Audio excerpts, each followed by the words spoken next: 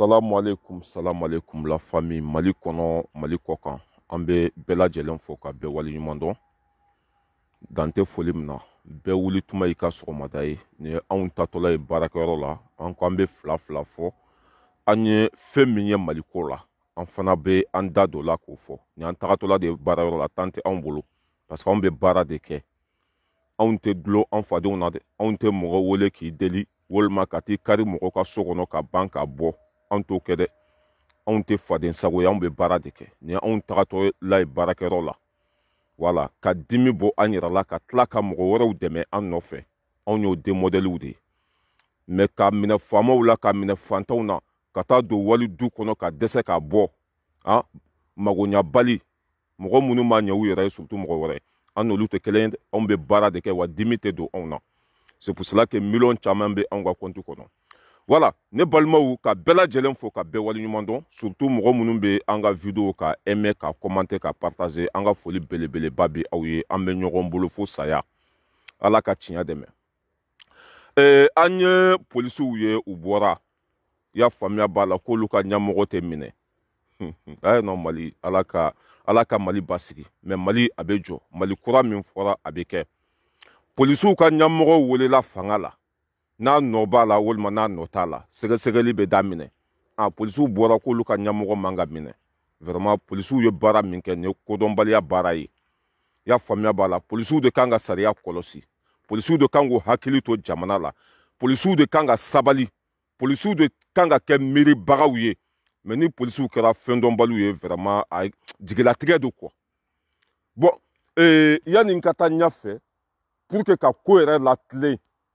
ko tun kan ka daminɛ cogo min na k'o fɔ ka sɔrɔ ka se polisiw ma c'est vrai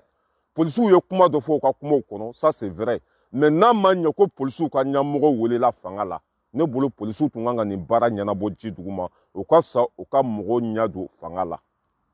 mais désormais Mali cela veut dire que dɔw ka kalan c'est zéro quoi dɔw fana b'u miskili de yira fanga bɛ n na jama bɛ n kɔ n ka mɔgɔ tɛ se ka minɛ marifa bɛ n na o tɛ jamana jɔ dɛ o tɛ jamana jɔ dɛ voilà bon ko tun kan ka daminɛ cogo min na an b'an da don o la k'o walawala n'i y'a ye hali polisiw murutira fɛn dɔ don ne balimaw comment ça s'appelle mɔgɔ 24 bɛ sa du k'o ka misiri da la don min na ɲɛmɔgɔw de tun bɛ yen ça an k'o fana tiɲɛ fɔ parce que anw ye mɔgɔ ye anw bɛ ala ta de fɔ polisiw tun bɛ fagali kɛ don min na mɔgɔw de tun bɛ ka ordre di polisiw ma k'u ka taa fagali kɛ bon en tant que polisiw ɲɛ tɛ olu tigilamɔgɔw welelen na fanga la polisiw ɲɛ tɛ olu welelen na polisiw fana bɛ muruti mais ko in bɛɛ bɛ nin yɔrɔ de kan mɔgɔw tun bɛ faga don min na mɔgɔ fila dɔrɔn de tun bɛ yen 2 personnes Boubou Cissé IBK cabinet dira IBK mama jugé Boubou bɛ banjanbilaya la n'a tɛ bu ye fɛ a bɛ moti i y'a faamuya b'a la bon polisiw ɲɛ bɛ o la bon ne aw taara polisiw ka ɲɛmɔgɔ minɛ bon fana bɛ muruti o fana bɛ muruti bon ko in yɛrɛ ne kɔni ka hakilina la ani ne ka faamuyali la peut-être nin de ye polisiw tɔɔrɔ bon n'a ye polisiw tɔɔrɔ bon d'un côté a bɛ ko min o jɔ bɛ yɔrɔ dɔ la yɔrɔ dɔ fana bɛ yen nɔ o jo tɛ yen a ye jɔn bɛ nin bloqué ka bɔ yen bloqué n to ala ka hinɛ e la k'i da yɔrɔ sumaya voilà bloqué n to voilà bon n'a ma ɲɛ ko polisiw ka ɲɛmɔgɔ welela fanga la en tant que Mali bɛ cogo min na bi polisiw tun kan ka wuli mɔgɔ minnu ye minɛni kɛ polisiw ka ɲɛmɔgɔw de tun kan ka wuli polisiw ka ɲɛmɔgɔw olu tun kan ka wuli mɔgɔ minnu ye minɛni kɛ ka taa u hakilina fɔ olu ye mais ka jama labɔ nin cogo la ni sɔrɔdasiw fana tun y'u ka jama labɔ a tun bɛ wolo mun na a tun bɛ wolo tiɲɛni na i y'a faamuya b'a la mɔgɔ si tɛ sariya sanfɛ n'a ma ɲɛ ko an ka zuzu cela veut dire que olu de comment ça s'appelle polisiw wele olu b'u ka baara dɔn u b'a dɔn a kan ka kɛ cogo min na n'aw ye polisiw ka ɲɛmɔgɔ wele fagali bɛ kɛ ale de tun bɛ yen jɔn ni jɔn ye fagali kɛ a kɛra ko jumɛn a kɛra cogo jumɛn jɔn ni jɔn ye aw bila ka taa mɔgɔw faga mais o fana bɛ se ka kɛ mais c'est pas la fin du monde c'est pas la fin du monde an ka kɛ Boubou de tun bɛ yen IBK de tun bɛ yen olu de ordre di ko ka taa mɔgɔw faga mais ni IBK tɛ Mali la tuguni IBK bɛ Dubaï a taara furakɛ la a bɛ bo fara la Dubaï IBK Jugu Sago a bɛ bo ci la Dubaï y'a faamuya b'a la ah Boubou Cissé Kassoum Traoré y'a fɔ o don a ka plateau sanfɛ ko yanni Boubé ka minɛ ko y'a sɔrɔ Kassoum Boubou Cissé taara a ka ciw la bon n'o ye polisiw ka ɲɛmɔgɔ wele ne bolo a ɲuman ye min ye polisiw tun man ka jama labɔ i y'a faamuya b'a la ka mɔgɔw ɲɛ don kiiritigɛlaw la polisiw tun man ka jama labɔ i y'a faamuya b'a la ka kiiritigɛlaw kɛ i n'a fɔ komi u t'u ka baara dɔn i y'a faamuya b'a la polisiw tun kan ka sabali ka réfléchi k'u bolo da u dusu kan u kana dusu bila hakili ɲɛ u kana dusu bila hakili ɲɛ hali n'olu ka ɲɛmɔgɔ taara kasobonba la a tɛ sa i y'a faamuya b'a la mɔgɔw de bɛ yen komi ale cogo polisiw tun kan ka miiri parce que n'i kɛra polisi ye i kɛra komi jamana ɲɛmɔgɔ dɔ de n'i kɛra polisi ye i kɛra jamana kɔlɔsibaga de ye mais n'a fɔra ko aw ka ɲɛmɔgɔ minɛna a ko a minɛ cogo man ɲɛ dɛ mɔgɔ minnu ye mɔgɔw labɔ dɛ a donna ta a bɔra ta mais c'est du n'importe quoi c'est du n'importe quoi i y'a faamuya b'a la baara tacogo cela veut dire que n'aw tun taara polisiso la justice la ka nin ɲɛfɔ ah aw ɲɛ bɛ baara tacogo la cogo min na vraiment a ma anw diya Boubou de y'anw ka ɲɛmɔgɔ bila baara la IBK de y'u bila baara la en tant que ni olu ma minɛ anw fana ka ça veut dire anw fana ka ɲɛmɔgɔ an tɛ sɔn a ka to kaso la bon nin tun bɛ se ka gérer ji dugu ma quoi mais ka Mali polisi bɛɛ labɔ i n'a fɔ komi polisiw bɛ se ko la i n'a fɔ komi nafa bɛ polisiw la ni barika tun bɛ aw la Mali bɛ tila fila ye wa ka bɔ non mais ko bilayi tellement que olu bolo ko Mali dan ye Bamako de ye quoi ni barika tun bɛ aw la san joli Kidali tɛ Mali ye ni barika tun bɛ aw la san joli Segu tɛ Mali ye mais c'est honteux tiɲɛni kɛra k'aw ka ɲɛmɔgɔ de to yen fagali kɛra k'aw ka ɲɛmɔgɔ de to yen ni Boubou tɛ Mali la ni IBK tɛ yen n'u ye aw ka ɲɛmɔgɔ wele n'a ma bɛn aw ma a polisiw ka syndicat ka fara ɲɔgɔn kan mɔgɔ min ye polisiw ka ɲɛmɔgɔ wele aw bɛ taa aw n'a bɛ kuma pour moi c'est très important mais aw ka bɔ dɔrɔn an ka ɲɛmɔgɔ tɛ minɛ Kawujim de ye mɔgɔw labɔ alimamiw de ye mɔgɔw labɔ pititi patata mais c'est décevant la honte 20e siècle kɔnɔ depuis ala kanda ma ɲɔgɔn ye ATT tile la polisiw murutila ya le temps de ATT sɔrɔdasiw ma bɔ ka polisiw ça veut dire que k'u bɛɛ régler wa o ma kɛ le temps de ATT sɔrɔdasiw bɔra ka polisiw régler ka mɔgɔ joli faga o la polisiw ma don so wa n'a fɔra ko aw bɔra cogo min na Assimi k'a ka jama wele sɔrɔdasiw ka na gardiw ka na aw polisiw aw tun bɛ se ka mun kɛ ni barika polisiw bɛ komi ça veut dire k'u ka hakɛ to an b'a fɔ olu de ma ko sɛ olu bɛ sow de kɔnɔ olu bɛ dugu kɔnɔ olu tɛ se ka taa kɛlɛkɛyɔrɔ la nafa t'u la olu bɛ yen dɔrɔn ka civiliw kɔlɔsi bere t'u bolo muru t'u bolo foyi t'u bolo ni min ye kojugu kɛ u b'a minɛ u bɛ taa n'a ye fanga la n'aw tun bɛ se ko la aw tun bɛ taa fɔrɔn na n'aw tun bɛ se ko la aw tun bɛ taa ça veut dire k'aw tun bɛ Mali bɔ bolo la mais aw tɛ foyi kɔnɔ ni dugu kɔnɔna tɛ n'a fɔra ko aw ka ɲɛmɔgɔ welela aw b'aw disi bugɔ i y'a faamuya b'a la politicien nkalontigɛlaw b'aw kɔfɛ i y'a faamuya b'a la aw ka ɲɛmɔgɔ minnu ye tiɲɛni kɛ ko kiiri kana boli olu kan mais c'est honteux an ka kɛ yɛrɛ mɔgɔ minnu ye aw ka ɲɛmɔgɔ wele u jo t'a la mais est ce que a kɛcogo ye nin ye wa la question est là est ce que aw kan ka jama labɔ nin cogo la wa est ce que aw kan ka aw disi gosi wa k'aw ka mɔgɔ tɛ minɛ mais c'est honteux ne bɛ min fɔ justice ye a kana nin ko in dabila mɔgɔ minnu bɔra ka fini bɔ u bɛɛ la mɔgɔ minnu tun y'u ka ɲɛmɔgɔ k'u bɛɛ désavouer fini fɛn fɛn b'u la parce que ninnu ni fini man kan parce que u tɛ miiri ɲɛmɔgɔ kan ka miiri de ɲɛmɔgɔ kan ka sabali de ɲɛmɔgɔ kan ka kɛ misali ye ni ko kɛra i bɛ sabali de mais ko kɛra e la e k'o dimi bɔ sisan a cɛ o tɛ passe dɛ ni dimi donn'i la i bɛ sabali de mais ni k'i b'a dimi labɔ dɔ de bɛ fara a kan bon nin ye dɔ faralen y'a kan ni ninnu tun y'u ta aw nɔfɛ k'u b'u ka jama labɔ k'u ka sɔrɔdasiw bɛɛ wele ka na aw ka jamana min bɔra an ka cɛ sɔrɔdasi 100 bila u bɛ se ka ninnu bɛɛ régler sɔrɔdasi 100 u bɛ se k'aw ka jama ɲini k'u bɛɛ minɛ i y'a faamuya bɛɛ la k'u bila dogodogo na sɔrɔdasi 100 dɔrɔn sɔrɔdasi 100 mais ni ko kɛra nin cogo la an ka ta ni hakili ye jamana bɛ cogo min na bi ka tila ka dɔ fara jamana lebu kan ka jamana kɛ kumasulu jamana ye vraiment c'est décevant c'est honteux 20e siècle kɔnɔ Mali image bɛ fan bɛɛ fɛ ko an ka polisi dɔ ɲɛmɔgɔ minɛna ko polisiw ma jɛnɛ ye sariya k'a ka baara kɛ o ye polisi bɛɛ labɔ mais c'est honteux c'est décevant i y'a faamuya b'a la hali an ka kɛ yɛrɛ parce que baara tun kan ka taa cogo min na bubu fo i bɛ ka fɔlɔ tun kan ka wele k'a ɲininka mɔgɔw bɔra k'u ka hakɛ ɲini u ka wari de bɛ aw bolo a b'olu de ka baara la wari kɛra mun ye a banna ka dɔ f'u ye wari dira aw ma k'aw ka taa kɛlɛkɛminɛn san a y'a kɛra aw kɔnɔ ni mɔgɔw bɔra k'u ka wari ɲini k'u ka hakɛ ɲini a y'olu faga bubu de tun bɛ yen IBK de tun bɛ yen olu ma wele hali ni olu ma wele polisi ka ɲɛmɔgɔ min welela polisiw tun man ka ko in kɛ nin cogo la o de ye polisiw ka fili ye race bala ira du l'homme tranquille depuis Paris tiɲɛ ka fɔ baara ka kɛ jamana ka jɔ yanni ka jigin i bin yɔrɔ la i bɛ jigin talon yɔrɔ de la jɔn de y'u bila a la jɔn de tun tɛ fɛ ka bɔ fanga la jɔn de tun bɛ molobaliya kɛ maliyɛnw na c'était Ibrahim Boubacar Keïta mais polisiw ɲɛ b'a la coup d'état kɛra IBK ma kiiri cabinet dira ma ka tila ka mɔgɔ 4 ta k'o di IBK ma baara la Boubou Cissé bɛ ka boli faso avion kɔnɔ k'ale bɛ segin ka na anw mara bon n'aw taara daminɛ polisiw ka ɲɛmɔgɔ la olu bɛ dimi t'as vu olu bɛ dimi mais u dimina cogo min na o ye dusu bila hakili ɲɛ en tant que les responsables en tant que jamana kalifalen bɛ aw la aw tun man ka bɔ nin cogo la fɛn min kɛra n'a ma bɛn aw ka syndicats bɛ yen aw ka ɲɛmɔgɔw bɛ yen aw tun kan ka wuli ka se justice la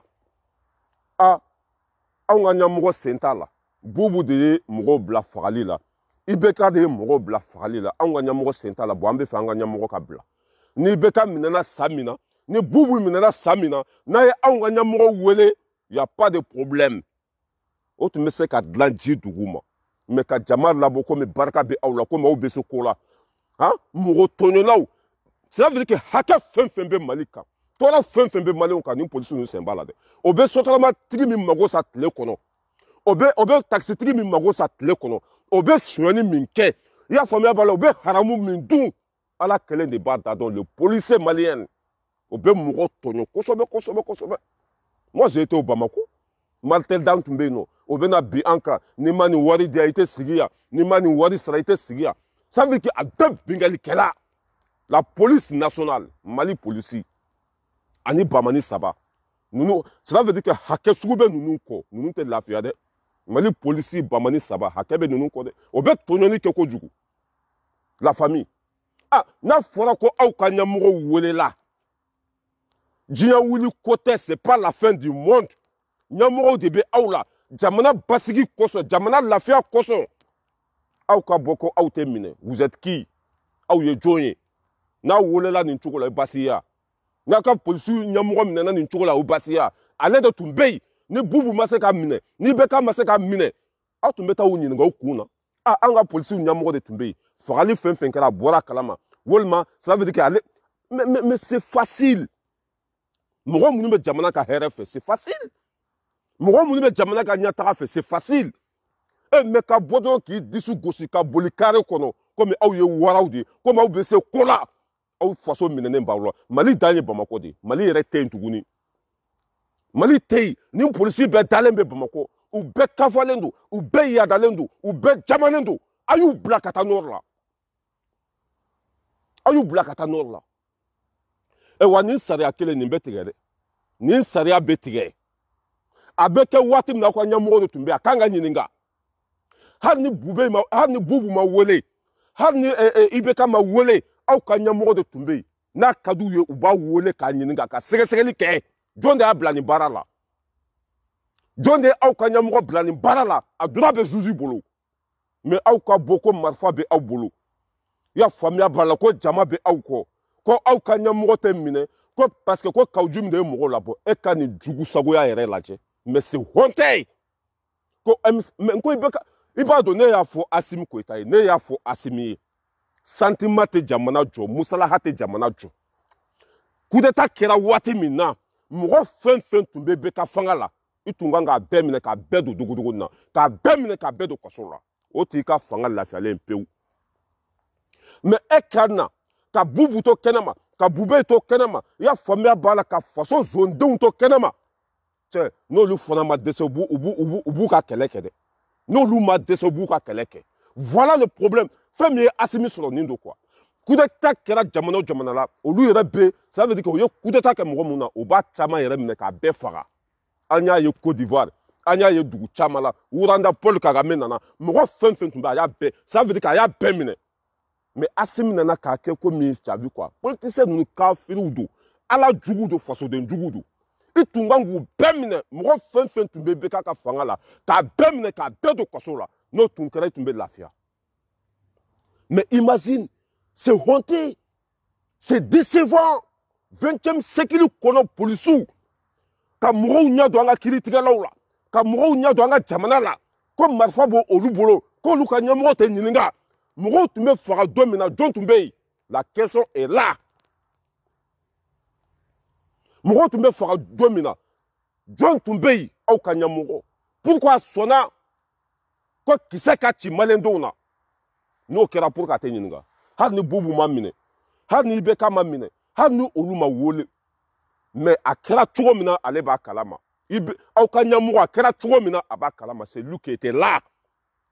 na wole la o je wuli ko ya na wole la o basi ya na wole la est-ce que c'est la fin du monde ni police nu bekanga ta forona au disi ka bu fanga be aula au bi se ka marfa chi jugu sago mali tambolo ah au ka jamaleya na ka kafaya na ka dabaya na ka kare kono boli ça donne quoi la honte à vous tous bara minkera akanga ke bara minkera akanga ke ukanyamo tunganga wole ka nyininga a tiana ka le de toy mo be fora watim na le de toy nyamo e nous ya wole ko be sege ka o basiya o te basiya tout à fait normal atunganga damine ibekala atunganga damine bubula mais ni oluma wole na le wole la a police tumanga dusu bla hakilinye atunganga sabali ka miri jamana la malukura min fora tunganga miri ola mo sita sariya sanfe kanga wari kanga impôt de marfa la ko be na dusu go sa tara bara mira kama tuso la faut ka soto mani tugu mine bamako ka taxi mani umine ka moto tigu umine o re wari betata trésor kono anta be kala moi je to bamako ne be police udo wari min be du makaro kono wari min be du masrada la o ba besunya comme sigla ya famia bala mugande beta et trésor kono so ba beble kono caméra té sécurité iricité fofoté tono fembe malika ou sembala boninte barake tsugoye le peuple va sortir M5 Zenesi ka wole bla oma ka wole bla asima akanga sura su labo ni mo ko chinchugun chugo ka mine ka do fadala atete tle la ya polisu bora jamalen denya la ya polisu u bora ka jama ko ateke olula sura su min na tete me sura su kemen nanika o yu bugo depuis dabana nanga chefo fo bako fe parce que il rebe sura su polisu la polisu ni ne bede kele o tise bolila fanga tout la barka tout la te support yere ka be haramuduna abe haramuduna o ka cheni dobe no ko sandiga har ni yo kungolo iba don ko bandi se fudo cheni do tumbe fo abita sigi sakobaka plateau sans fait har ni yo kungolo iba don ko bandi se fudo ateke aula vous êtes qui ibeka be mo blado na ko ka falike pour ka ma boka nya folike akumana mo nani sara domina polisu ka nya mo kumana wa aye mu fo jamana ko do nye asemba la wolba senta la do fo wa na ma fen fo na minana c'est pas grave aya ça veut dire qu'il y a doni abe zuzu ka yorodo abe président ka yorodo abe ministre ka yorodo abara kera chogom na ntunte fa ka ken chogola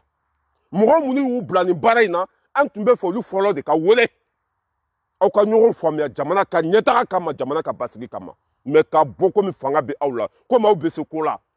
ni asimi tunye wole blaka che faru manga che obena politique fembe bamako kelen u ba be mine kelen ni asimi tuye wole blaka cheuma o bena ka obemne politique fembe bamako ba be mine kelen amadel ka ke atete tlela ko bena de au ka nyamugo wole la tugo mina de ewa mais ne balmo nyabe comment s'appelle Boubou Media Moro oye amara invité na be fois mako qui même là le mec là je connais même pas son nom tellement qu'il est bizarre il est con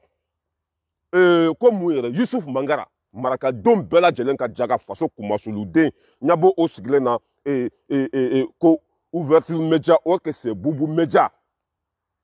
ko kawjim de mɔgɔw labɔ ko mɔgɔ minnu ye mɔgɔw labɔ k'u ka taa assemblée minɛ cɛ ne balima a ye lamɛn dɛ n ma taa école la mais n bɛ min fɔ ala ta don wulibali don ni n y'a déposé yɔrɔ la giri t'a la wuli giri tɛ se k'a ta ka bɔ yen ne ni comment ça s'appelle Van Keita an ka kɛ Van Keita ka ne ka nafolo suɲɛ k'an bugɔ k'an kun ci non Van Keita ka ne ka nafolo suɲɛ a ye lamɛn dɛ n bɛna fɔ aw ye de wulibali Van Keita ka ne ka nafolo suɲɛ Van Keita ka ne nɛni ne man ka fɛn kɛ Van Keita la o i y'a faamuya b'a la ne man ka fɛn kɛ Van Keita la ne kan ka Van Keita wele fanga de la mais ni ne ma Van wele fanga la ne ka Van Keita bugɔ k'a kun ci o ye ne ka jo tiɲɛnen ye pewu o ye ne ka jo hali ni jo tun bɛ ne bolo o y'a tiɲɛnen ye pewu ne balimaw a ye lamɛn dɛ tranquillement Issoufou Mangara bɛ k'a fɔ ko Kawjum de ye mɔgɔw labɔ M5 mɔgɔw de ye mɔgɔw labɔ mais n k'u ka wari de sonyɛna aw bɛ ɲina min kɔ u ka wari de sonyɛna o IBK ma baara kɛ Bubu ma baara kɛ u bɔra ko IBK ka fɛn dɔ fɔ olu ye u bɔra ko Bubu ka fɛn dɔ fɔ olu ye wari min dir'u ma k'u ka blindé sa k'a donna carton na u bɔra ka kuma jamana kɔnɔdenw fɛ yan u ma bɔ ka kuma u ma bɔ ka kuma u fɛ ah ni ça veut dire que ni peuple bɔra ko an ka wari sonyɛna an ka wari bɛ min an ma sɔn ka kuma u fɛ u se ye min ye o b'a kɛ mais droit tɛ e bolo ka mugu ci o la c'est le peuple mugu tɛ ci jamana kɔnɔdenw na zonzani tɛ sama tɛ i y'a faamuya b'a la lɛ tɛ fali tɛ mugu man ka ci o la mugu kan ka ci juguw de la mais en tant que n'i ye mugu ci o la i ka jo banna pewu c'est fini mais Issoufou Mangara ninnu tɛ ninnu de fɔ mɔgɔw ye ani IBK mɔgɔw mɔgɔ fila bɛ ɲɔgɔn na kelen de ça veut dire que kelen de ye nɛnini kɛ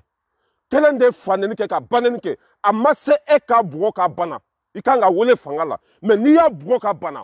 o y'i ka jo tiɲɛnen ye pewu an ka kɛ M5 jo t'a la o ka assemblée ci o ka ordre minɛ mais u tun man ka ko in kɛ nin cogo la mɔgɔ minnu ye tiɲɛni kɛ olu tun kan ka minɛ ka taa n'u ye fanga la mais ka mɔgɔw faga mɔgɔ faga yɛrɛ tɛ dɛ hali n'i ye mɔgɔ bana o y'i ka jo tiɲɛnen ye pewu se ka k'i fo k'i waleɲuman dɔn o y'i ka jo tiɲɛnen mais ni ne ye nin fɛn dɔnbali ninnu sigilen ye Issoufou Mangara Bubu Media la comment s'appelle cɛ in tɔgɔ Sogɛl Mayiga k'o ye faso 600 millions détournés mais Bubu ye min détourné a t'a fɔ dɛ c'est là que tu vois que Maliko tɛ yen ta ɲininaw don Bubu y'u sanni min kɛ o tɛ se ka Bubu tɔgɔ bɔ o da kɔnɔ Mali kɔnɔ jɔn ye tiɲɛni kɛ ka Bubu Cissé bɔ personne mais Issoufou Mangara tiri sigi ko Sogɛl ka dosso bɛ pôle économie na ko k'a to ministériel la k'a ye faso i y'a faamuya b'a la 600 millions détournés 600 millions détournés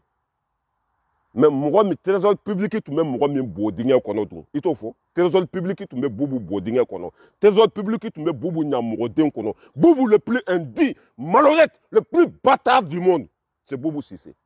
Mali cibaga mais a da tɛ maga o la hali ni ye comment ça s'appelle pick-up bila Issoufou Mangara bɔ dingɛ na a t'a tɔgɔ fɔ Mali ko tɛ yen M5 jo kana k'a la M5 ka kɛ tiɲɛnikɛla ye mais n'a ma ɲɛ ko ça veut dire que an ka faamaw ye fagali kɛ u jo tiɲɛna pewu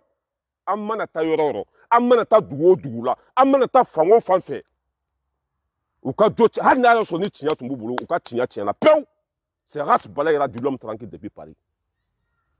race bala ira du l'homme tranquille depuis Paris ni an tagatɔ la de baarakɛyɔrɔ la vito tɛ janya dɛ anw tɛ den lankolon ye anw tɛ nata mɔgɔ la anw bɛ nata ala de la anw bɛ balo an yɛrɛ wɔsi de la c'est ça mais ka t'i sigi téléphone kɔfɛ ka taa sow ta ko e b'o sara luwanse la barika tɛ e la nafa tɛ e la n ka cɛ ça veut dire que i bɛ bo dun quoi ɲuguntan fɛ faden to faso nafolo sonyɛnen o bɛ d'i ma i b'a kari i kɔnɔ diyagoya anw bɛ taa baara de kɛ samedi ni dimanche moi je travaille n filɛ baara kɛ sira de la n bɛ ka bisi makɔnɔ yanni bisi ka na ka fila don aw k'u kɔrɔ e ko ko Sogɛl ye 600 millions de détournés o kɔfɛ i ko a cayalen ko 2 milliards n ka cɛ mais 60 milliards mɔgɔ minnu y'o suɲɛ dun 200 milliards mɔgɔ minnu y'a détourné dun 500 milliards mɔgɔ minnu y'a détourné dun mais pourquoi vous ne dites pas les noms de ces 7 personnes là pourquoi la question est là mais anya be famuya anya fo awye ku sanendu anya fo awye ka damne rasbat di sakoba et Boubou Media, ils sont tous payés pour défendre ces salles corrompues. Nous là, au bec à femme de moro Congolo là, au bec à moro blafili kono,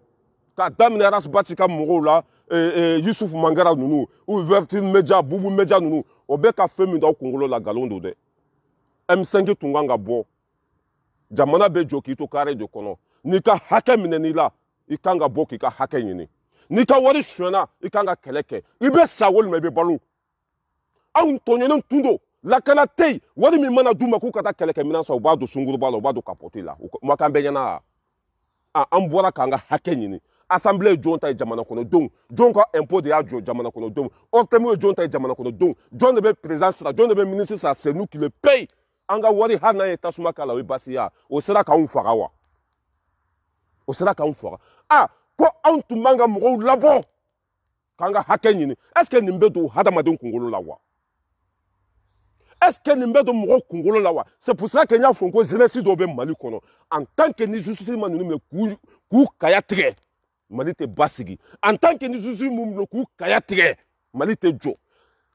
Boubou Media no e twana nuka plateau nye ka ku mina ku fanchi ku bla kasola rasbat ku do kasola nyangi obe kasola déjà ni sijugu de munu ban senkoro obe malendon de fili la obe malendon de fili la ko M5 muro labo kato di sayama so la souf police kanya muro mi fana bora kunu o fana o de fo ko muro mune jama labo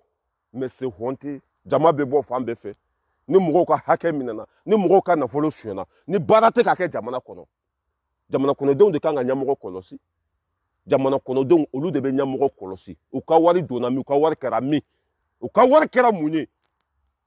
mais net lo bula ni le flana e muro muni e muro labo e ni muro mabo obe zonto kan joli miwa obe zonto kan farawa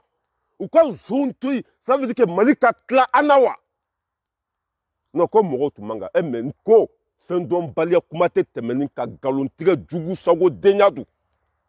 Youssouf Mangara boko fo, nyabe moro chamana boko do moro kongola, atumanga bode, atunganga boato, atumanga bode, atunganga ninke. Moro mune moro laboko kata udi sayama, mais c'est faux. C'est faux. Muro mabo gwansande u tonyenen tundu muro mabo gwansa kongo tumbula muro mabo gwansa u balmo tumbeka sa kelekero la sorasu tumbeka sa bakele dugu kunturu tumbeka jeni président dalen baka salon kono bo fora la le président le plus indigne malhonnête kono badin adalen baka salon na ni anyi nga fefe na koneta kalama fula dom bela jelenga kumasulu den na muro den sijugu den zonden. Au fond, avec la trésor public, ta kato blaka sokono. Ou beyu kodo fasola. Ka démissionner, ka faso to aera bolo, bebi babolo.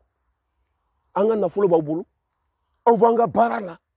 E kwa anga na tarama. Kwa anga na boka anga hake nini. E ni mwoka hake minelila. Muntora. Ni mwoka hake minelila. Kadi ki refa kwa sanai. E ka mwoka hake minila, ka mwoka dignité minila, ka mwoka fembe minila, ki ka joye. Olu dombe États-Unis, ou dombe Amérique, ou dombe Bendia Sougou Pela. John ne be fi denka tonyo. Personne. A quand tungangu toy, angana jamala bo. Mais fendom balé kumado nyamuro denya kumado, ya famille bala zone denya kumado. Cela veut dire que do défani au kumado. Muro bebo dia fambe fe kuka hakenyini. Muro bebo dia fambe fe kuka nyamuro kele. Comme muro muni muro labo. Ko lo de tumanga moro labo chay juta ka boy nkoni ne nunu la me kwa ube ko mi samia bo u kasa bolendu u norolendu u kasa be body moro bebo France moro bebo Amérique moro bebo dia fambe fe e de la ka policier ka muti moro lawa et de là que policier ka moro mungani ko fera ka ti joida ko avec kelekero la avec guerre yoro la ida fu ko avec kida la avec ka jugu fera ti jo para ka civil fera bretu bolo murutu bolo besetu bolo foi tout bolo haranga ke joba la mais jo tiena ni moro fera déjà c'est fini ni moro fera jo tiena a obe fe ka fendo de au Congolo la a ka ujumi de moro labo M5 de moro labo, Sogal de moro labo. Ni moro mabo jamana te jo. ni mɔgɔw ma bɔ sonyɛni tɛ dabila o ni mɔgɔw ma bɔ baara tɛ kɛ o a fɔra Bubu Sise ko wari min donna blindé la k'a kɛra mun ye k'a ka bɔ a ka kuma k'ale tɛ kuma k'ale ka fisa ni malidenw ye waati min na an faw bɛ ka sa an baw bɛ ka sa an ka jamana minɛna an na ko Bubu ka bɔ a ka kuma dɔrɔn jamana wari donna da jumɛn fɛ a kɛra mun ye k'ale tɛ kuma nin makan bɛ sen kan ya ni ne Yusufu Mangara ye ɲamɔgɔden sejuguden marakadenw bɛɛ lajɛlen ka jaga k'ale bɛ taa Sogɛl de kɛlɛ Bubu defani kosɔn la honte à toi ala n ko wallahi ala tɛ hɛrɛ kɛ ninnu ye u ka intérêt dɔrɔn kama an ka kɛ Sogɛl ka hari 1 milliard suɲa o sarali ye Sogɛl sariya bɛ boli bɛɛ kan o ni Sogɛl y'a suɲa n'a bɔra ministère la a b'a sara an mago b'an ka wari de la la loi c'est pour tout le monde mais yani e ka Sogɛl ta fɔ min ta ka bon ni Sogɛl ta ye pour que i t'o fɔ min ta ka bon ni Sogɛl ta ye pour que i t'o fɔ la question est là mon petit con faut ka diɲɛ wuli arasba ci tɛ se ka Bubu kɛlɛ faut ka diɲɛ wuli ouverture média n'an b'a fɔ a ma ko Bubu média faut ka diɲɛ wuli o tɛ se ka Bubu kɛlɛ parce que Bubu ka wari b'u bo dingɛ kɔnɔ Bubu ka wari b'u kɔnɔ n'i ye mɔgɔ ka wari minɛ i b'a manamana kan fɔ i b'a dulɔmi kan fɔ i b'a patapata kan fɔ a faut ka diɲɛ wuli e tɛ se k'ale tɔgɔ jugu fɔ Sogɛl man ɲi min tun bɛ yen o ka ɲɛ ya min ye wari suɲɛ pour k'o ta tɛ fɔ min ye jamana ci pour k'o ta tɛ fɔ wa kuma fɛn fɛn bɛ ka fɔ a bɛɛ nkalon M5 ye mɔgɔw labɔ u kan ka bɔ de u tɔɲɔna de kɔngɔ b'u la minɔgɔ b'u la u denw tɛ kalan na kɛnɛya tɛ yen lakana tɛ yen président takun ye mun ye hali maliden bɛɛ ka sa o ka fisa ni nin ko sugu ye hali an bɛɛ ka bɔ ka sa o ka sa ko président jugu sago fɛn ma yɛlɛma ka to an kunna a tɛ ko kalama a tɛ kulun ju la a tɛ kulun kunna a ko an tun man ka bɔ n'an tun ma bɔ président b'a bila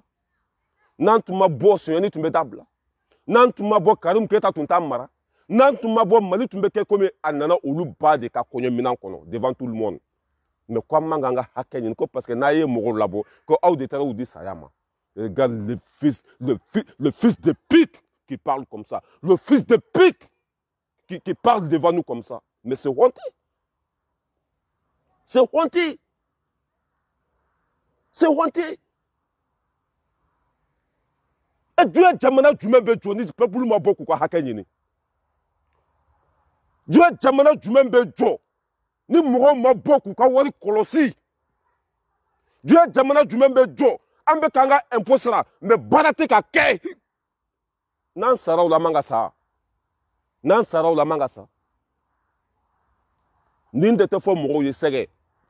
o tɛ nin de fɔ mɔgɔw ye sɛgɛ ko non ko Kawujim de ye mɔgɔw lase saya ma ko Kawujim ko a ye taa ORTM na a ye taa assemblée la mais pourquoi pas o tɛ fɔ mais mɔgɔw taatɔla assemblée la ni président ɲuman tun bɛ yen a tun bɛ bɔ a bɛ kuma ni président hɔrɔnden tun bɛ yen ni ministre halala tun bɛ yen a tun b'a fɔ aw kana taa assemblée la depuis u ka bɔli ko fɔlɔ a tun bɛ bɔ a bɛ kuma bilahi aw ka wari kɛra fɛn min ye a tun b'a fɔ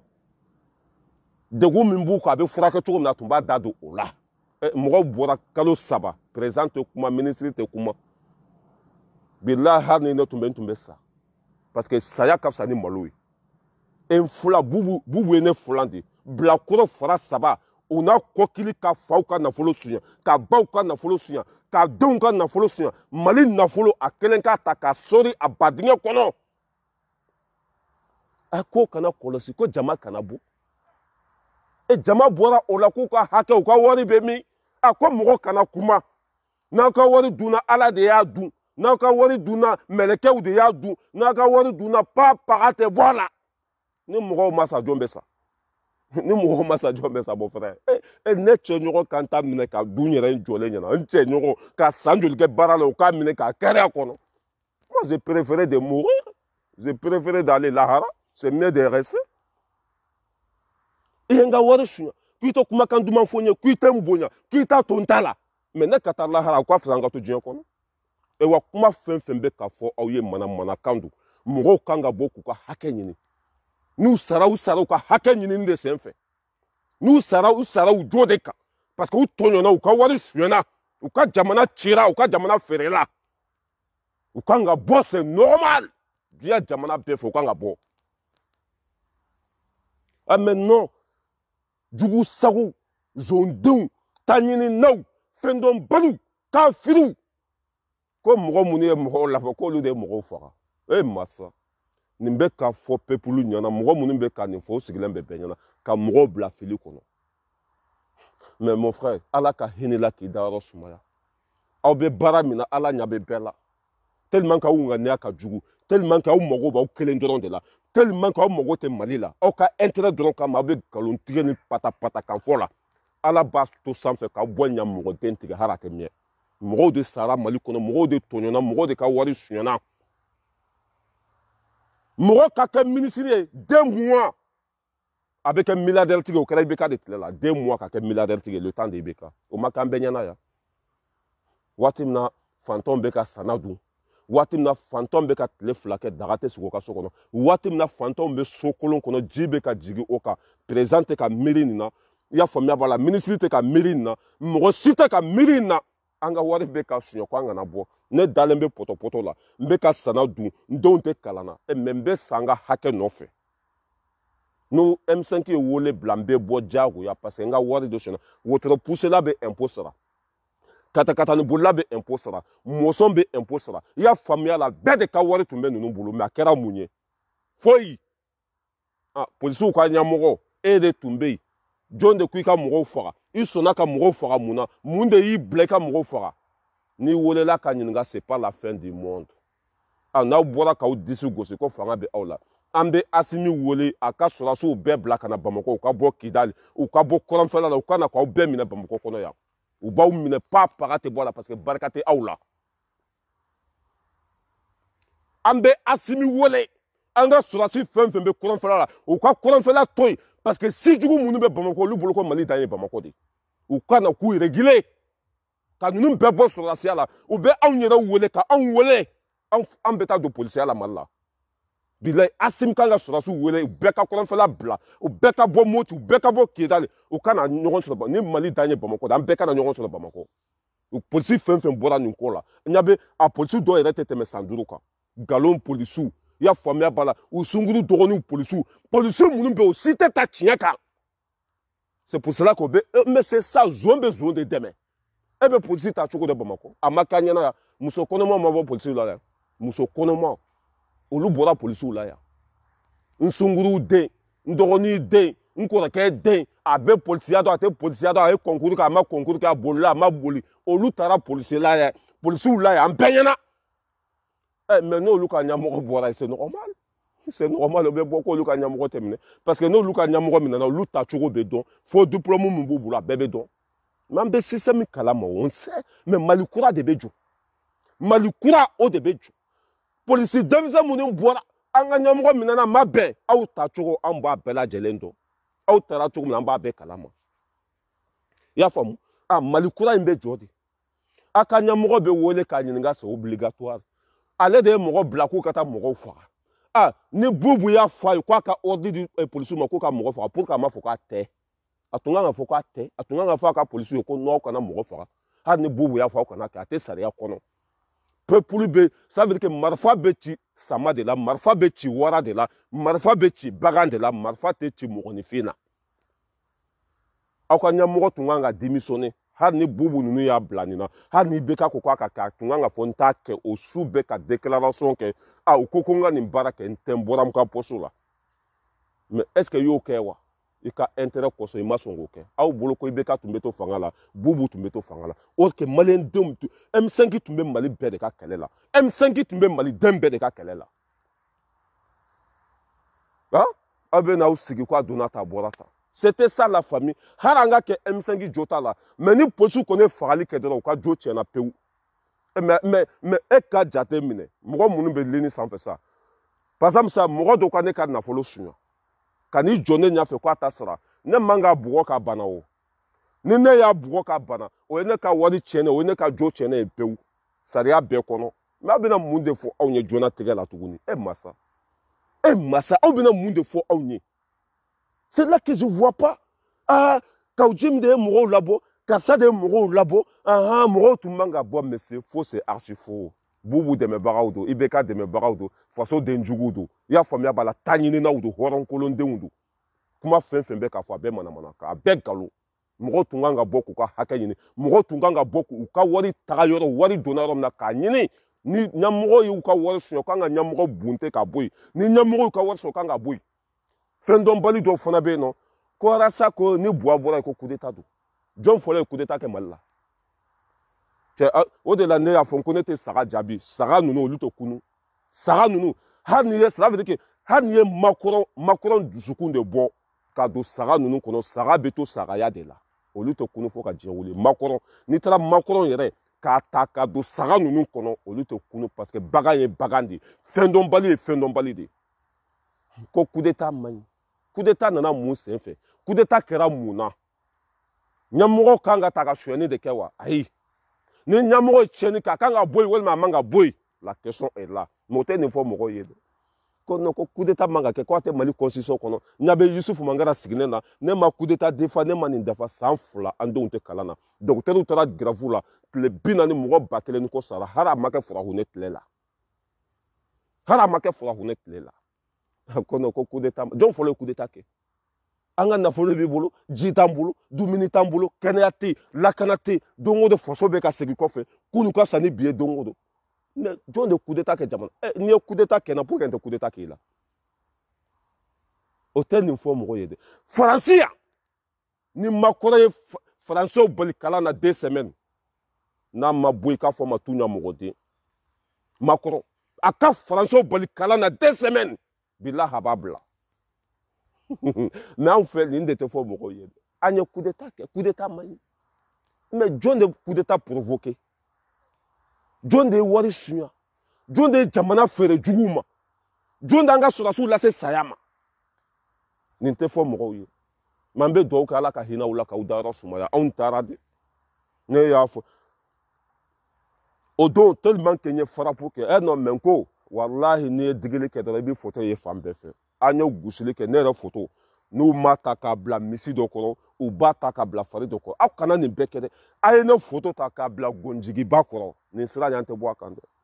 N'i ye gosili kɛ, ni mɔgɔw ma kule o kɔrɔ k'i ka baara ko nɔ t'a la. Race balayera de l'homme tranquille depuis Paris. Ne y'a fɔ, n'i taara sagaw ka groupe kɔnɔ, mɔgɔ 2 de tɔgɔ b'u da kɔnɔ. Dani de Paris, race balayera. Tellement que an b'u nin kan. Anw t'a bila dɛ.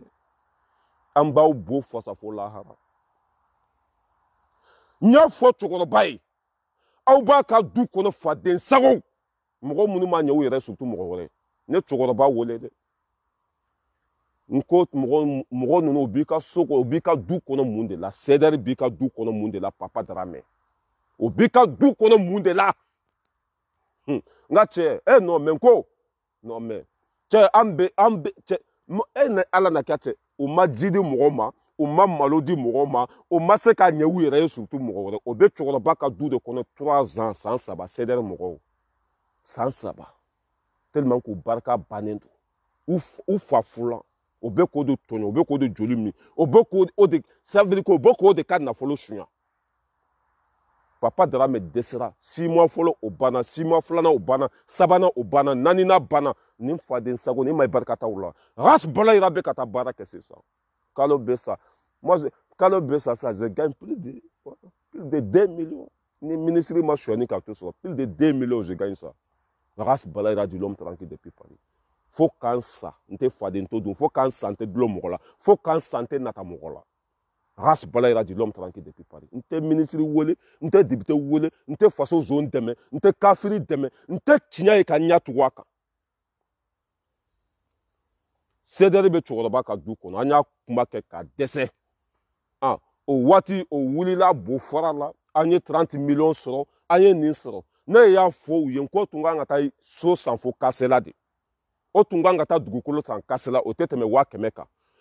Wari tɔ tun bɛ se ka so jɔ. Mais k'aw bɛ dugukolo san capitale kɔnɔ, million 30 ni kɔ, aw ka san joli économie. N'o bɛɛ donna dugukolo la, du bɛ jɔ san jumɛn? N ye nin fɔ yan dɛ. Kize bɛ jɔ san jumɛn? O ye mɔgɔw goloba. ka mɔgɔw wele sympathisant kɔnɔ bɛɛ ka 100 bɔ n'i ma 100 bɔ i bɛ jigi n'i ma 40 bɔ i bɛ jigi mɔgɔw sɛgɛnna mɔgɔw dɛsɛra sisan u taara groupe dɔ sigi ko 100%. O bɛ 20 euros ni 10 euros ni fɛnw minɛ mɔgɔw la fana o fana bɛ taa kisɛ jɔli de la masa ne bɛ aw bɔ viser tellement qu'an y'u piqué tellement qu'an y'u goussi mais ni digira sagaw la mais ça c'est très bien moi j'aime ça hein. Ras Balayra wallahi billahi moi j'aime ça o b'a yira ko n ka kɛlɛ ko nafa b'a la o b'a yira ko n b'aw nin kan ɲa b'a la n ye kumani dɔ fɔ groupe kɔnɔ n ye kumani dɔ fɔ groupe kɔnɔ ko vraiment polisi ninnu bɔ cogo man ɲa Mali min ça veut dire que Mali min tɔ tora Bamakɔ ye o ye vocal ta ka Ras Balayra kunkolo ta ka taa sigi misi dɔ mais non ça j'aime bien ça a dɔ ye n wele sɔrɔ ko ale tun tɛ ne dɔn ko ale tun tɛ ne dɔn mais ko a ye ne kumakan mɛn video ko a ye ne photo ye kumakan dɔ kɔrɔ ko ale y'a terikɛ de ɲininka ko a terikɛ ko non Balayra c'est un grand personne n'i ye nin ye dɔrɔn baara ta cogo de kaɲi ko o de la ale ye ne ka numéro ɲini a terikɛ fɛ ko k'an dɔn mais c'est très bien c'est ça n'i bɛ kɛlɛ la cɛ ni mɔgɔ tɛ k'i jaabi i yɛrɛ ɲininka n'i bɛ kɛlɛ la ni photo tɛ Facebook sanfɛ i yɛrɛ ɲininka est-ce que i bɛ mɔgɔw nin kan wa c'est bien ça j'aime bien ça mais aw ye faden sago de faden tuna gɛribu wallahi billahi talahi kisɛ min b'u bolo kelen bɛ se ka jɔ wallahi yɛrɛ fɔ tɛ wallahi billahi talahi fɛn bɛɛ ni ala n'a kɛra cɛ kisɛ min b'u bolo kelen bɛ se ka jɔ Ras Balayra a y'u ɲininka o bɛ bo fɔra la k'u ka wari min dunna wari donna dugukolo min na jɔn de tun bɛ na san 25 millions c'est Ras Balayra nka cɛya kuma man ca dɛ aw mana turefɛri lajɛ aw mana bobara lajɛ wa an tɛ nasi bɔ an tɛ fura feere an tɛ foyi feere an bɛ baara de kɛ an tɛ dɔrɔgu feere foyi travailler ka dugukolo min bɛ yen n'o bɛ k'a fɔ ko an ka wari dunna kɔnɔ cɛma kɔnɔ musoma a fɔra k'a ka feere bɛɛ ka wari ka di o m'a fɔ no k'a tɛ feere k'olu bɛ to ni dugukolo ye ko parce que ko anw de ni ala na kira cɛ ne m'a fɔ aw ye ko ninnu ye zonw de ye kalabanciw don ne ka wari b'a la matu ka wari b'a la nasira ka wari b'a la jɛnɛ ka wari b'a la bɛɛ ka wari b'a la ko anw de nana don olu ka association kɔnɔ ko n'a ma ɲa ko an taara ko paga tɛ segin anw ma ne m'a fɔ aw ye ko nin stratégie de b'u bolo saga ninnu bolo ne m'a fɔ ko nin stratégie de b'u bolo ko anw de nana don mais sympathisant bɛ danni de tɔgɔ la papier bɛ danni ka groupe la mais ko anw de nana tugura sa kɔ ko n'a ma ɲɛ ko an bɛ taa ko paga tɛ segin k'o ye association sariya ye si o ye association sariya ye mais ni o kɛra wari tɛ segin aw ma danni ka association b'a bolo cela veut dire que Fali Sara Boci banna danni ka association papier b'a bolo mais ça c'est vrai ni donna association kɔnɔ ni ye wari min di o y'o dilen ye o tɛ segin o kɔni o bɛ association bɛɛ kɔnɔ o ye association yɛrɛ sariya ye danni ka récépissé b'a bolo a ka sympathisant des Mali b'a bolo mais aw b'o o kɛlɛ la aw b'o fangalataga la ko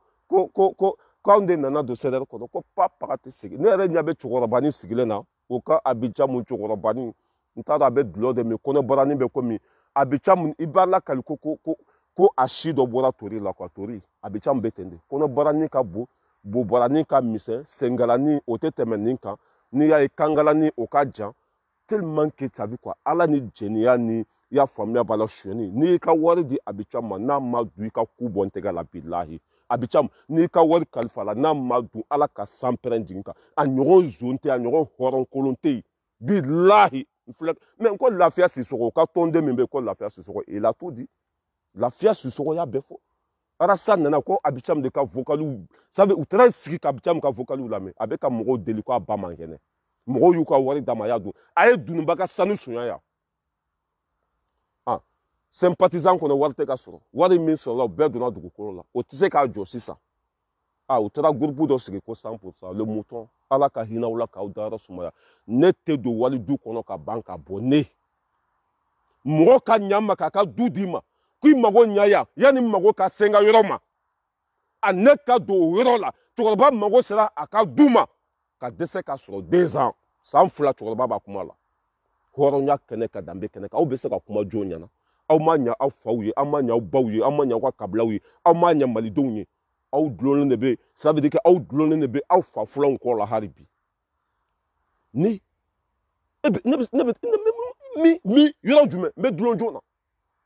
ne bɛ dulon joona la question est là ka ɲa aw ma k'a ka du di aw ma hali bi aw bɛ cɛkɔrɔba kɔ la a bɛ k'aw sama a bɛ k'aw fofo mais a bɛɛ n'a ta u bɛ na kuma an ɲɛna n tɛ zon ye dɛ zon bɛ tɛmɛ aw kan cɛkɔrɔba ka loyer o filɛ cɛkɔrɔba ka so min kɔnɔ walahi bilahi kalo o kalo a loyer bɛ bɛn 500 de ma kalo o kalo a sara bɛ bɛn 500 de ma 500 pendant 2 ans et 3 ans 500 calculé pendant 3 ans mɔgɔ minnu bɛ lini kɔnɔ 500 a y'a calculé sisan pendant 3 ans a bɛ bɛn joli ma zonden ninnu faden to duna ninnu saraka duna ninnu 500 pendant 3 ans ninnu ɲɔgɔn zon bɛ diɲɛ kɔnɔ k'u wɔ i ba ka wo ci o la ka kule ka fɔ diɲɛ fantan a naani bɛɛ ne bɛ tila video la sa u bɛ cɛkɔrɔba wele ko papa i fari bɛ di papa kɔni baasi t'i la an hakili b'i la dɛ an ni kize joli bɛ ɲɔgɔn na ne bɛ tila sa u bɛ boli ka taa cɛkɔrɔba wele n bɛ tila video la sa u bɛ cɛkɔrɔba bilahi n bɛ tila video la sa u bɛ cɛkɔrɔba wele papa an t'u famani ma i fari bɛ cogo di an bɛ k'an ka kize jɔ dɛ an bɛ biriki gosi la a banna e ni aw fa n'aw ba cɛ ne place la voilà ko 18 millions. Merci beaucoup, mon frère. Oumar. Voilà. Oumar Bariflek a servi 18 millions. Eh, Massa. Wallahi, entanta yafa entanta yafa sini. Ça veut dire que nantuma fo aouye kwa bo. Otunya kwa duraye. Mais ka fo aouye kwa mago sranga yoroma. Aou desra ka bo. Ah, ne okuma solu yede. Do fana be ka sebe antado ko comme de 36 millions. 36. Tchanga. Tchola. Donc, quand ça fait 18 millions, bon, 18 millions. C'est bon. Ça dépend. Ne répète l'amba calculé. Pendant 3 ans. Ni tu regardes tout ma faut quoi bon. Voilà, ne tu n'entends pas là. Mais tu regardes beaucoup quoi bon. Billah, plus de 2 ans. Tu as yorté barakatou là. Barakelatou la begerebo. Merci. Tu as été qu'à nous faire merci ben nade. Donc comment ça s'appelle? Tiens bébé qui t'a ça mais de toute façon c'est pas grave. Avoir konikacha. Voilà, avoir konikacha pendant combien d'années? Encore Maliba moins de 1 mois en yere ka crise bambulo moins de 1 mois mo fatate mo batate foyi. Moins de 1 mois mo sitise ka fokanga boyi. Ka jidi sira koroma. Ka fonce dinga ani du ko tega be nyogon bulu sege ni babi. Mata sege, ça mata sege, mouroba comme mouroba, l'homme fort, l'homme courageux. C'est clair, mais c'est comme mouroba, je l'abo bamako kono, sege ni babi. Hari kunu ayongole, ko fonce dinga bobu bolobi, on est dit koka mouro. Dembaya tigidu, sege dembaya tigidu. Ayre de baka nasongo bo, na ni mpeto ni ntle joli. Kata faso barala. Eh, c'est de mouro beninke. O te fonce anga ke yɛrɛ wari kana y'u bolo o te fonce dingɛ labɔ o te yɔrɔ furan o te malo di mɔgɔ ma o te cela veut dire que pa paga o bɛ cɛkɔrɔba ka du kɔnɔ hali bi saraka denya la ye k'olu bɛ n'o comparer anw na race bala yira du l'homme tranquille depuis Paris bilayi ne y'a fɔ aw ye waati min na n tun bɛ CDR kɔnɔ sympathisant sigi waati ko ni mɔgɔ min sera ka 1 million bɔ n bɛ 2 millions bɔ ni mɔgɔ min sera ka 2 millions bɔ n bɛ 3 millions bɔ ni mɔgɔ min sera ka 3 millions bɔ n bɛ 5 millions bɔ ni mɔgɔ min sera ka 5 millions bɔ n bɛ 10 millions bɔ race bala yira du l'homme tranquille depuis Paris wari sonyalen tɛ dɛ dɔrɔgu wari tɛ pa paga n bɛ baara de la ne walahi bilahi n bɛ baara de la walahi ne y'a fɔ bɛɛ ɲɛna yan mais mɔgɔ minnu a t'u kɔ a t'u ɲɛ barika t'u la u ka groupe sigi kun tɛ dɔwɛrɛ ka mɔgɔw sunguru tigɛ alimami muso k'o ta ka t'o bila yirimajɔ jɛkulu wari bɛɛ bɛ di ɲamɔgɔden ma ɲamankanden jɛkulu wari bɛɛ bɛ ta ka di o ma ale bacili ka ɲamanden jɛkulu wari bɛɛ ka ta ka di mɔgɔ kelen ma a ka essence a ka sunguru tigɛ wari i y'a faamuya b'a la a ka dulɔmi wari a ka comment ça s'appelle a bɛɛ lajɛlen a bɛ taa d'a ma kalo kalo aw bɛ taa min mais olu i ɲɛ b'a la tellement k'u ŋaniya ka jugu dɛ polisi ninnu bɔra kunu fo bɛ yɛlɛ ko asimu dɛsɛra ka ninnu minɛ asimu binna asimu ta tiɲɛna polisi ninnu bɔra mais o b'a yira ko barika tɛ aw la et 2017 a ma fɔ ko ni Arasa nana ko an b'a minɛ ka don kaso la jama bɔra Bamako Senu Mali aéroport la Bamako Senu fo Carrefour-des-Jeunes na arasa sera ka minɛ o don wa o tɛ kuma kan o don aw ma sariya sɔsɔ wa o don fanga tun bɛ aw la an b'aw ka fanga yira wa mɛ bi aw barika bannen don aw salen don bolo bɛ ku mɔgɔ min pɔsi kɔnɔ i bɛ minɛ i bɛ don a kɔnɔ hɛrɛ bɛ si hɛrɛ bɛ tile tellement k'u ŋaniya ka jugu tellement k'u dusukun finnen don u baw bɛ yen u faw bɛ yen mais CDR ka laɲini ye bi a bɛɛ ka tiɲɛ parce que olu malola jama t'u kɔ tɔgɔ t'u la olu ta tiɲɛna olu su donna olu kɛra jugu sago ye ka fɔlɔ misiri kɔnɔ ka taa laban bari kɔnɔ u ŋaniya tɛ dɔwɛrɛ ye a bɛɛ ka tiɲɛ a sin bolo guerre civile ka wuli Mali kɔnɔ barika to olu la olu na sigi ka yɛlɛ k'u ɲin gasaki arasa ye nin fɔ de ni arasa y'a fɔ ni barika t'a la dun arasa ko buwa ma ye a ma buwa dɛmɛ wa a ko bubu ma ye a ma bubu dɛmɛ wa o ma kan bɛɛ ɲɛna hɔrɔnya bɛ sɔn o ma wa a ko jɛnɛya ma ye a ma alimami muso minɛ yan wa o ma kan bɛɛ ɲɛna yan mɔgɔ min tɛ hɔrɔn ye i bɛ tugu a kɔ mun na mɔgɔ min tɛ hɔrɔn ye a kumakan bɛ se ka kɔ tigɛ wa pa paga hɔrɔn don hɔrɔn ta tɛ nin ya 2017 a ma se ka minɛ dɛ 2017 mais 2021 deux fois a sara de a ta tiɲɛna de barika t'a la jama t'a kɔ polisiw ye mɔgɔw labɔ olu ka ɲɛmɔgɔ bila la pour que aw ma mɔgɔw labɔ arasa ka bila ne ma fɔ a ye ko in banna ko in banna anw de b'an yɛrɛ sɛgɛn o polisiw ye jama labɔ olu ka ɲɛmɔgɔ bila la pour que aw ma jama labɔ aw ka ɲɛmɔgɔ ka bila mais a banna de o jɛkulu in banna de o 2017 jama bɔra o mais 2021 mɔgɔ tun t'a kɔ tuguni o bɛ mun yira k'a bɛ nkalon kan o bɛ mun yira k'a ye wari minɛ o bɛ mun yira k'a nɛgɛ tɛ malidenw na race balayira du l'homme tranquille depuis Paris n bɛ bula don aw la yan ne race balayira Dani Jason anw ka kɛlɛ tɛ dabila dɛ anw ye nɔrɔ jula de nɔrɔ jula i m'a ye n tagatɔla de baarakɛyɔrɔ la n jɔlen bɛ yirisu kɔrɔ n ye temps fɛn fɛn perdu kunna woloden n b'a bɛɛ récupérer bi hali ni sera baarakɛyɔrɔ la i y'a faamuya b'a la vers 16h n b'a bɛɛ récupérer bi économie dɔrɔn n bɛ wari min bila an ka kɛsi kɔnɔ dɔrɔn tɔnɔ n'a ma se 300 € ma a bɛ se 400 € ma économie dɔrɔn tɔnɔ dɔrɔn i b'a dɔn kalo sara feere kɛra mɔgɔ ma n bɛ tɔnɔ dɔrɔn n bɛ min bila an ka kɛsi kɔnɔ 300 € ou 400 € bi dɔrɔn kalo kɔnɔ ka cɛ semaine kɔnɔ 400 € comme ça la an bɛ baara de la dɛ an bɛ baara de la an tɛ faden to dun an tɛ don mɔgɔ ka du kɔnɔ ka ban ka bɔ cela veut dire que jugu ne mɛ comment ça jugu bɛ se ka nin sigi ka yɛlɛ ne la mais pourquoi pas n bɛ baara la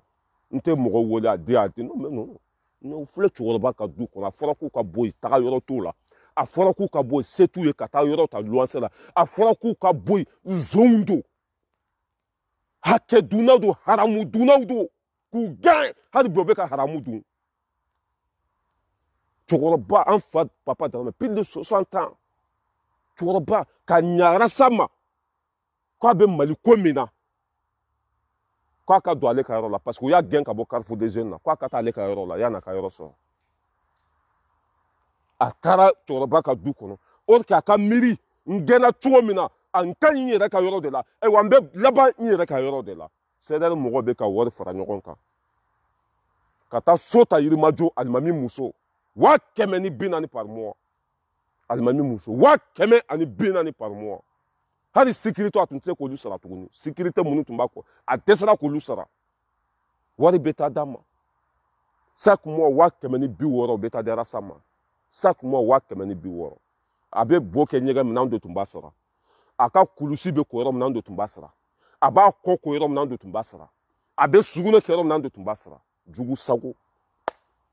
ka fɔlɔ misiri kɔnɔ ka taa laban bari kɔnɔ n bɛ bilahi ka race balayira to réseau sanfɛ a tɛ sunɔgɔ aw kana kunkolo ta k'a bila misi kɔrɔ dɛ a y'a kunkolo ta ka bila gonjigiba kɔrɔ on est là on est déterminé et puis ni nin ko sugu ninnu n ko kunu tellement que n content quoi n ye sura bɛɛ kɛ n ɲɛ bɛ n ka vidéo tɛmɛtɔ la tellement que je suis content ni nin kɛra dɔrɔn baara tacogo ka ɲi ni nin kɛra baara tacogo ka ɲi i ye biɲɛ de turu la biɲɛ n ye biɲɛ turu la yan'u ka biɲɛ sama ka bɔ u bɛ kule la l'homme tranquille depuis Paris o bɛ fɛ a bɛɛ ka tiɲɛ bi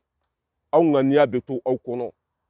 o bɛ fɛ Asimi ka dɛsɛ bi o bɛ fɛ a bɛɛ ka tiɲɛ k'olu ko coup d'état man ɲi ko aw ye coup d'état kɛ k'olu ko M5 kana bɔ ko anw bɔra anga wari suyana ko anga na bo anga wari suyana nyamugo be jugu sago denyala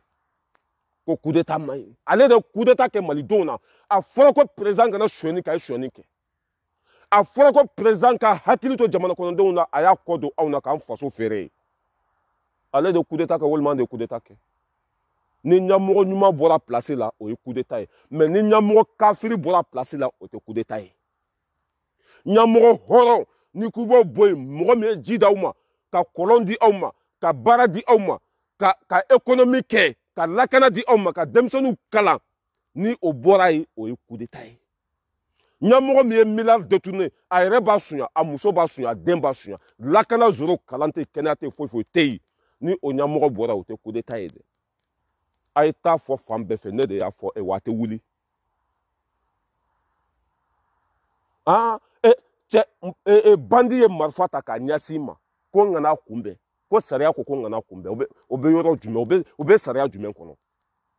mugo fagala ka muruta ka beseta ka nyasima ko ngana yere defa ko sariya ko no ko ni kuba kumbe ko coup d'état mbo bora sigilembe tasuma ça fait mal ça brûle a konga to tasuma ka ko ni kombe bo tasuma ka ko okolo kombe kata coup d'état de ke mais va te faire foutre zubi kara et fodes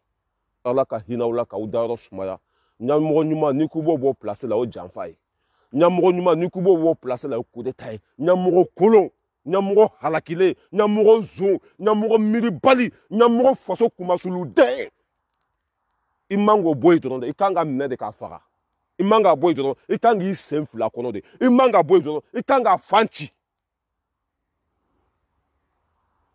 amafo nyamugo ka kana suyani ke ya amafo ministre ko no ko saria betara ka di edema jamana tara ka di edema ede kangi chesiri ka saria boli yera kan folo ka soro ka saria boli jamana kono de unka o mafo nyamugo yi ni nyamugo suyani ke toro jumen bala mais veut nous dire que coup d'état mai ne fa be ka sa nga wori be ka di nyamugo ma kwa ka ne fa la kana ka mbala kana nyamugo ya do kapoti la ya do dola aya do mbla kata Amerique ya famia bala facturation sous facturation ka benga na munga na mu akonga nsigi ko ni kombe kele ko la ko yo coup d'état dugu jumena ni makoronye France demsenu balikala na 2 mois ni hôpital u chena na madla dans 2 mois o ba gen ka boyi o te coup d'état mais mogo mune bubu ka wari mine ante coup d'état demain ni coup d'état de mogo mune bubu ka wari mine anya fo yo ko coup d'état mai mogo mune be ka wari mine c'est ça on sait le système rasa folo de afo ko ni bois sigira ko ni joli be bon ko be bon ni mogo be sa o do tun to coup d'état 2018 rasa ko ni bois sigira na ye élection suya ni joli be bon ni mogo be sa o ma fo ambenya ya ma ya ta soro ka blako o ka ngana bode o ka to fanga la be wari mi suya do be di alema o ka an joli mi nyamugo jugu billahi ni ya gen ka bo fanga la coup d'état te nyamugo kafiri ni ya gen ka bo fanga la coup d'état te wallahi billahi tallahi suma wallahi abe jiya sara sumba be kono au delà ni tuabu ka nyamugo sigira te ke milliardaire tige fo ka jiya wuli ni tuabu ka ministre sigira te ke milliardaire tige fo ka jiya wuli mais on de fait ministre bla koro fara saba bubu sise nyamankande nyamugode furado mbela jelenka jaka bla koro fara saba multiple milliardaire aka sara ye joli francité était ministre milliardaire était dou ça veut dire que ko har ka du gwansa ministre bolo ya c'est rare du gwansa ka ministre bolo ya manogo mais on fait blakoro fara saba kan fa kan baw fa anga blende wori ka sori badinge kono e ko nan kan be bola ko no ko nan kan be anga hakeni na ko no ni ku be boko e coup d'état auto coup d'état fancy ta just aita Google sans fait just sariya sumba fen pe ni nyamro e ko jugu ke munga kala aita Google sans fa be abe just sariya sumba be kono ni makolanye e France wori sunya bi ka demsonu boli kalana ate kelenke fangala ate kelenke fangala on fait ça wolon vula kan fa kan baw fa akona kan be bolo ko coup d'état tanini na den nyama den Moro halakile. Galon tigela. À la djougou. Toi, tu viens me dire quoi? Toi, tu viens me dire quoi? C'est ça. Ate munu ate tige. Ante moro kola yande. Ni asimi filila ni mafo ala ka samperen jiginka. Ni diko filila ni mafo ala ka samperen jiginka. Ni swagel filila ni mafo ala ka samperen jiginka. Ne te moro ko de. Ne be faso de ko, ne be ala de ko. Ewa ne be manyana ma deun de ko. Ne dulo ne te moro la de. I ka wari kana danchaya ma de. Cela veut dire que amara fo kabakolo. Oyi kungo ibolo yi. I mana samba keme fla bolo ilaba e sayai. I mana samba kelen bolo ilaba e sayai. Ne mago te maka warla de. Ne mago be ala de la aninga dairo laba. Ni ya kekanya ikera mfai. Ni ya kekanya ikera mon président. Ni ma kekanya va te faire foutre. Ka Maliki Koulibaly foni rola. Kiritigala kwa kiritigala Maliki Koulibaly. Billahi ka kongoto ala. Ya famille bala. Ça veut dire que ka Congo to ala ça veut dire que Congo bala ka jefendo quoi. Maliki Koulibaly, ministre de la justice, Moroba ou ka Moroba. Là tu ne ya fouye ni ya ke kanya be fo de. I ka wara blai. Mais ni ya ke kanya horonya la mbafo. Mais cédéré on ni ya ba kono. Obe yele la police ou bora ou ka moro blala, je suis fier des policiers. Eh Allah, il reka djugu soko denya, ibo kodo da keneka. Tellement qu'il reta tiena de ibe kodo ira morola. 2017, e fana bora ki miskili ira. 2017, e bora ki ka fanga ira. 2017, e bora ki disi ira. Kuite mine saria yongolente mine mbedo Bamako kono, Bamako est ma terre, Bamako est mon pays, mbe sanfa dugula. Nga tchene seka e biabe boli ka bo Bamako. Jamata ko tuguni mogo ya bla parce que Mali côté horon jonyoronte ala e sonjugu bedo ala. 2017 ara sama bla ya ama juge amata fanga la foi. Ani police fona sera ka bo o ka nyamugo minana kata kasola. Ani ka nyamugo blala obe au ka barkan tanya de ira. Obe ka contamina de au desera de nautuma nyoronke. Now to ma desa to ma nyoronke ma u desera de fali sara bochi bana ne de bi toro fo sino mo magobila ne de bi toro fo sino mo bi bo vise ibe do mali kun fo kun jo magobila ni mo mago tumbile teta kasola ni mo tumbi fete do kasola e wa mena ni beda bla mali kono ni mpe ka damne président na ko jugu ka be wole fangala jamate bo ni sare amena ni tasisa ya famu ka damne comment s'appelle ministre la na wole la mogote bo na kojugu ka beta nyininga de ka damne dina nyamugo la ni kojugu ka beta nyininga jamate bo o de benake ni min ku be bo marfa be ambi ku kala ya ate passé ni kojugu ke policio ya famia bala gardio petite patata ibe nyininga de jago ya o de sare me ka kojugu ko kite nyininga chache ki ni babe dabla voilà ambe mise fomba fo depuis malaka wali nyumando kanga mogoba ka mogoba fo imam Diko le saz ambe here fen kono bi grâce à imam Diko ça veut dire que président be ka jidu mogoma asimbe ka jidu mogoma dia fanta nani bela jelena grâce à imam Diko bara nyuma fen be mali kono bi grâce à mali do munu wula ko ka haka nyini ka aw fo aw kana paninke foi bara ta chogo kan har na ya sura aw jotun tala mais en tant que ni mogo fo ko bora la do tinya be aw bolo aw mana ta dia fango fanfe nyamugo manga peuple fora marfa manga ti peuple la ni marfa ti la peuple la o yo ka jo tiene pe u beta kasola de jaguya o bedo kasola jaguya aya da o kasono u ka pata kan u ka mana kan aka no bo viser tanyini naudu ka imam Diko fo ka wali nyumando kumba Sisoko nga foli beleba bi kumba Sisoko ki fo ki wali nyumando mogo fen be kena kono ka bela jelen fo ono balima ke be nyogon fe race balaira de l'homme tranquille depuis Paris ante 50 nyinanta dabla ambe nyogon bolo fo saya ni obora eno comment s'appelle nere voilà nye chibla asimma solo tamani nga foli beleba bi solo tamani nye chibla asimima aye jidi sigaso kauma aye jidi segu kama be ka jidi Bamako kama on fait bagunu nye faka dugu bagunu ambe cercle de nara ya famu ya bala ambe cercle de nara jitambulu ya famu ya bala école sotambulu dɔgɔtɔrɔso t'an bolo an yɛrɛ de b'an ka fɛn bɛɛ kɛ a ye nin video kolon ka nin yɔrɔnin tigɛ ka ci Asim ma ne yɛrɛ ye ci bila ka taa Asim ma o ci sera a ma ci taara fɔ a ye mais k'a fɔ a ye hali bi Bagunu a bɛ ka ji di mɔgɔ tɔw ma cogo min na an fana bɛ yen o cogo la de an bɛ impôt sara dugu 130 ne fa ka yɔrɔ Bagunu ɲamɛ ne bɛ bɔ Bagunu ɲamɛ dɔgɔtɔrɔso o ka di an ma sinon o kɛlɛ n bɛ don a kɔnɔ de o kɛlɛ ni n donna a kɔnɔ n t'a dabila an yɛrɛ de b'an ka fɛn bɛɛ kɛ k'a fɔ Asim Koyita ye mɔgɔ minnu bɛ nin video in lamɛn ni o ni Asim ka surun ko ka ci lase a ma sisan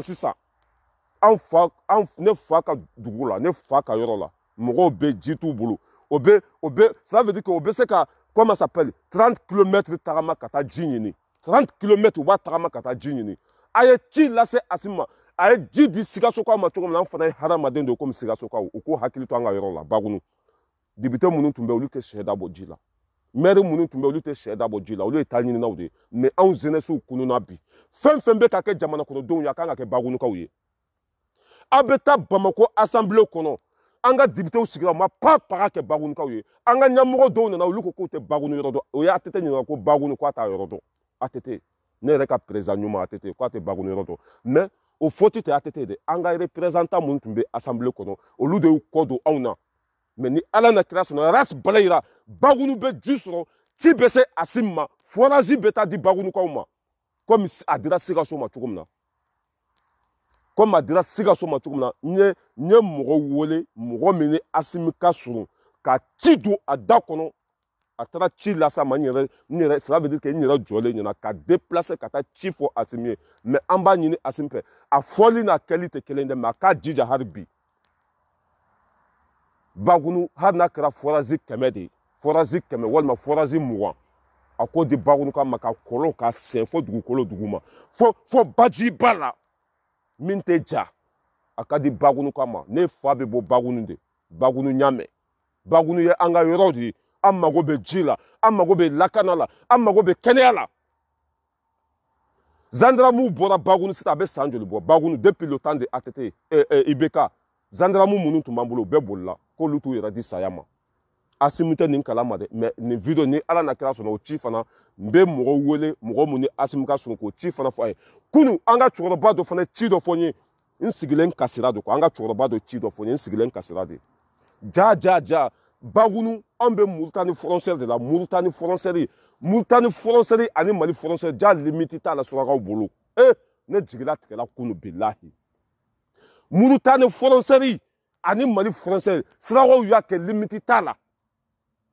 Maliens ça veut dire que anw Maliens anw minnu ye bɛɛ ça veut dire an ka yɔrɔ Bagunu an bɛ Mali frontière ni Mauritanie frontière de la ni an ka mɔgɔw wulila k'o bɛ taa hali bin ɲini yɔrɔnin dɔ la dɔrɔn Surakaw bɛ wuli ka denmisɛnninw minɛ k'u bugɔ o ye bin min ça veut dire que o ye bin min fara ɲɔgɔn kan o b'a bin bɛɛ minɛ ka bɛɛ jɛnsɛn ka tasuma k'a la ko yan ye olu ka dugukolo de ye nin bɛ ka kɛ anw fan fɛ Bagunu walahi bilahi cɛkɔrɔba y'a fɔ ne ye kunun ka sira de ko limite t'a la Surakaw bɛ ka min kɛ frontière in na fɛn min ka di u bɛ ka kɛ anw na ko parce que ko yen ye olu ka territoire de ye or que Mali don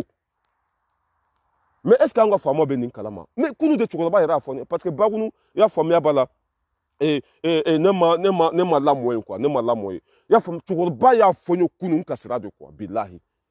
ko Mauritanie ni Bagunu Mali frontière ko Surakaw bɛ dansɔgɔ kɛ wale de la ye i y'a faamuya o bɛ don fo Mali dugukolo la i y'a faamuya b'a la ka taa Mali dugukolo bɛ don o de kɔnɔ ko yen ye olu ka yɔrɔ ye ko ni Maliden min sera yen nɔ k'o bɛ tasuma wulila nin bɛ ka kɛ yen Bagunu ne fa ka yɔrɔ an fa ka yɔrɔ bilahi Bagunu nin bɛ ka kɛ yen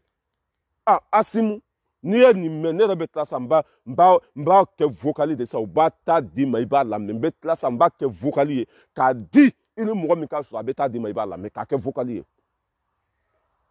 Bagunu Mauritanie frontière don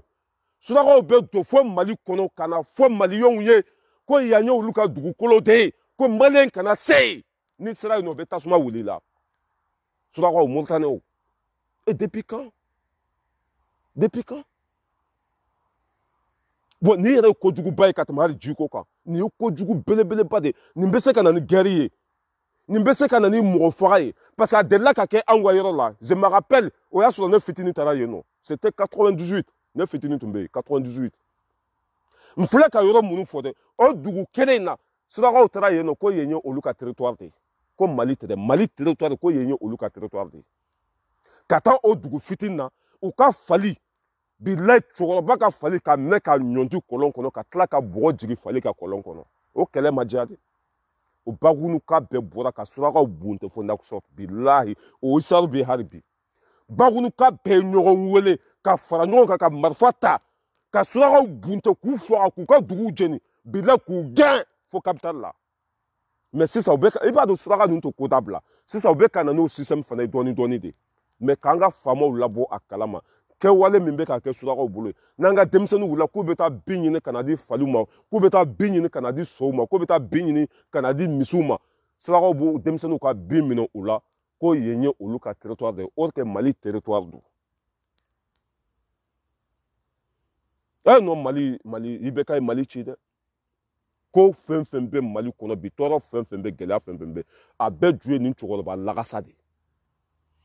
ko o de la IBK ka bɔ fanga la ka cabinet di a ma a dimi bɛ ne la dɛ nin cɛkɔrɔba lagasa in ye anw lase lebu ma k'anw lase malo ma i y'a faamuya b'a la k'anw kɛ ɲuguntanfɛn ye tɔɔrɔ fɛn fɛn bɛ Mali kɔnɔ degun fɛn fɛn bɛ yen kɔngɔ fɛn fɛn bɛ yen gɛlɛya fɛn fɛn bɛ yen a bɛɛ ju ye nin cɛkɔrɔba n'a nɔfɛmɔgɔw de ye bilahi hali lahara n bɛ taa fɔ ye hali lahara n bɛ taa fɔ ye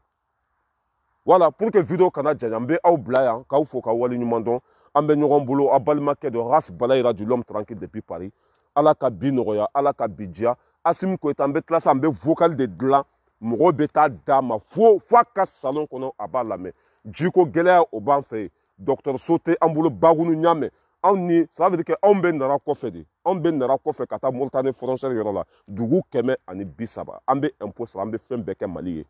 mais depuis ala ye Mali da an ka faamaw m'u kɔfilɛ anw na gendarmew yɛrɛ t'an bolo lakana tɛ yen foyi foyi tɛ yen o tuma anw tɛ maliyɛn ye ji taara di Sikasokaw ma ji ka di anw fana ma diyagoya i y'a faamuya b'a la kalan bɛ ka di mɔgɔ ma ekɔliso bɛ ka di mɔgɔ ma fo k'an fana k'a bɛɛ sɔrɔ sinon an fana bɛ wuli kɛlɛ la bilahi n bɛ ci bila Bagunu ka bɛɛ ma an bɛɛ fana bɛ an jɔ an jɔyɔrɔ la a bɛ kɛ min ye a bɛ kɛ o ye parce que dangadenya tɛ tuguni quoi dangadenya tɛ voilà ni n tilala n bɛ vocal dilan k'a ci Assimi ma Mali frontière ni Moritani frontière min bɛ Bagunu mankan bɛ yen maliyɛnw tɔɲɔnnen bɛ yen kosɛbɛ kosɛbɛ kosɛbɛ kosɛbɛ u yɛrɛ ka dugu surakaw bɛ na f'u ka dugukolo kɔnɔ u ka misiw bɛ Mali territoire kan u ka sagaw bɛ yen n'anw ka denmisɛnninw bɔra dugu yɛrɛ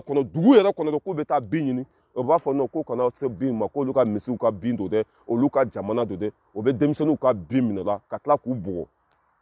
parce que an ka mɔgɔ ninnu olu filɛ nin ye olu tɛ mankan fɛ olu tɛ mankan fɛ sugu mais n'o dusu bɔra o ye min da u kan 98 o b'a ɲɔgɔn da u kan